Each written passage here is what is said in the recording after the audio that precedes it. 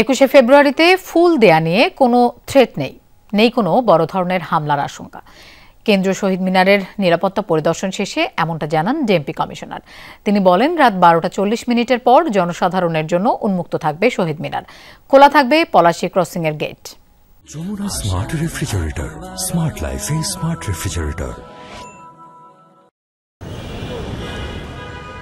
তুলির আঁচড়ে মূর্ত হচ্ছে মনের অনুভূতি, প্রস্তুত হচ্ছে স্মৃতির মিনারের চত্বর, যেই মিনার বাঙালির মাতৃভাষার দাবিতে বুকের রক্ত ঢেলে দেয়ার বীরত্বগাথা। পুরো পৃথিবীতে তাই 21শে ফেব্রুয়ারি এখন আন্তর্জাতিক মাতৃভাষা দিবস। প্রথম প্রহরে এখানে ভাষা শহীদদের প্রতি শ্রদ্ধা জানাতে আসবেন রাষ্ট্রের গুরুত্বপূর্ণ ব্যক্তিরা। ঢল নামবে জনতার। পুরো আয়োজনকে নির্বিঘ্ন করতে কয়েক স্তরে নিরাপত্তা ব্যবস্থা হাতে নিয়েছে ঢাকা মহানগর পুলিশ। সকালে শহীদ মিনার পরিদর্শনে আসেন ডিএমপি কমিশনার।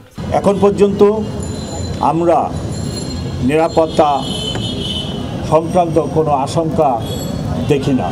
ভিভিআইপির পর রাত 12:40 থেকে সর্বসাধারণের জন্য উন্মুক্ত থাকবে শহীদ মিনার। এই জন্য আমি সকলকে আবার অনুরোধ করতেছি, ঢাকাবাসীকে অনুরোধ করতেছি, ওনারা যেন এই সময়টা একটু মেনে আসেন, তাহলে ওনাদেরও কষ্ট কম হবে। এদিকে ঢাকা বিশ্ববিদ্যালয় কর্তৃপক্ষ জানান, পতিত সরকারের লোকজন পরিস্থিতি ঘোলাটে করার চেষ্টা করবে। পতিত সরকারের যে দল আছে তারা তাদের দলে না হলেও বেনামে বা অন্য কোনোভাবে এখানে আসার চেষ্টা করেন কিনা বা কোনো রকমের পরিস্থিতি তৈরি হয় কিনা, সেই জন্য তাদের বাড়তি নজরদারি থাকবে। রাত 12:01 থেকে কেন্দ্রীয় শহীদ মিনারে বেদিতে ফুল দেয়া শুরু হবে। রাব্বি সিদ্দিকী, যমুনা নিউজ, ঢাকা। আন্তর্জাতিক মাতৃভাষা দিবস উপলক্ষে প্রস্তুত হচ্ছে কেন্দ্রীয় শহীদ মিনার।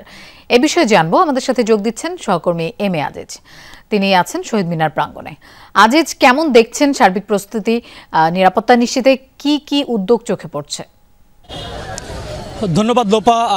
কেন্দ্রীয় শহীদ মিনারের সবশেষ যে প্রস্তুতি সেটি ইতিমধ্যে সম্পন্ন হয়েছে। আমরা দেখতে পাচ্ছি যে কেন্দ্রীয় শহীদ মিনার যে মূল বেদি সেটি এরই মধ্যে আইন শৃঙ্খলা বাহিনীর সদস্যরা তাদের নিরাপত্তার চাদরে ঢেকে ফেলেছেন এবং পুলিশের বাড়তি যে জনবল সেটি এখানে মোতায়েন করা হয়েছে।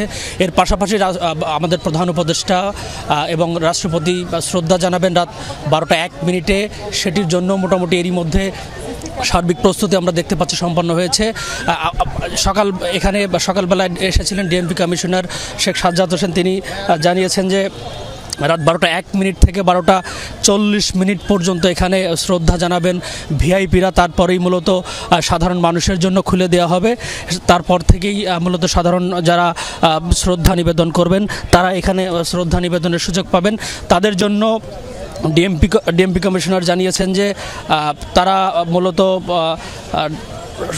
পলাশীর যে ক্রসিং, সেই পলাশী ক্রসিং দিয়েই কেন্দ্রীয় শহীদ মিনারে প্রবেশ করতে পারবেন এবং তারপরে তারা এখানে এসে শ্রদ্ধা নিবেদন করতে পারবেন।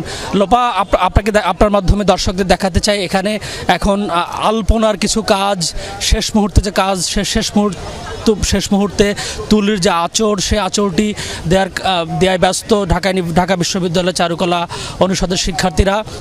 তারা জানিয়েছেন যে বিকেলের মধ্যেই এই কাজগুলো তারা শেষ করার চেষ্টা করবেন। এর পাশাপাশি আইন শৃঙ্খলা বাহিনীর যে নিরাপত্তার চাদর, আইন শৃঙ্খলা বাহিনীর যে সদস্য তাদেরকেও আমরা দেখতে পাচ্ছি তারা এখন কড়া নিরাপত্তার চাদরে ঢেকে ফেলেছেন কেন্দ্রীয় শহীদ মিনার। তারা বলছেন যে আগামীকাল সারা দিনই সাধারণ যারা শ্রদ্ধা নিবেদন করতে আসবেন তারা এখানে শ্রদ্ধা নিবেদনের সুযোগ পাবেন। তবে তারা আমাদেরকে জানিয়েছেন যে এখানে সার্বিক নিরাপত্তা নিয়ে তেমন কোনো ঝুঁকি নেই, তবে নিজেদের যে মানি ব্যাগ বা মোবাইলগুলো থাকবে সেগুলো তাদের ব্যক্তিগতভাবেই নিরাপত্তার ব্যবস্থা করতে হবে।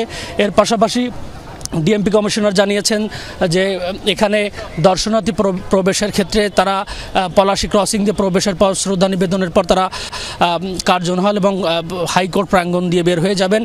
এর পাশাপাশি পুলিশের পক্ষ থেকে জানানো হয়েছে যে নিরাপত্তার ক্ষেত্রে যদি কোনো ধরনের বিঘ্ন তারা দেখতে পান সেক্ষেত্রে তারা তাৎক্ষণিক যে ব্যবস্থা নেওয়ার সেটি তারা নেবেন। দর্শক, আপনাদের দেখাতে চাই যে এখানে ঢাকা বিশ্ববিদ্যালয় চারুকলা অনুষদের যে সব শিক্ষার্থীরা আলপনার কাজ করছেন তারা তাদের কাজেরই মধ্যে শেষ পর্যায়ে নিয়ে এসেছেন। তারা বলছেন যে বিকেল নাগাদই এখানকার তাদের যে প্রস্তুতি সেই প্রস্তুতির কাজ তারা শেষ করতে পারবেন। লোপা।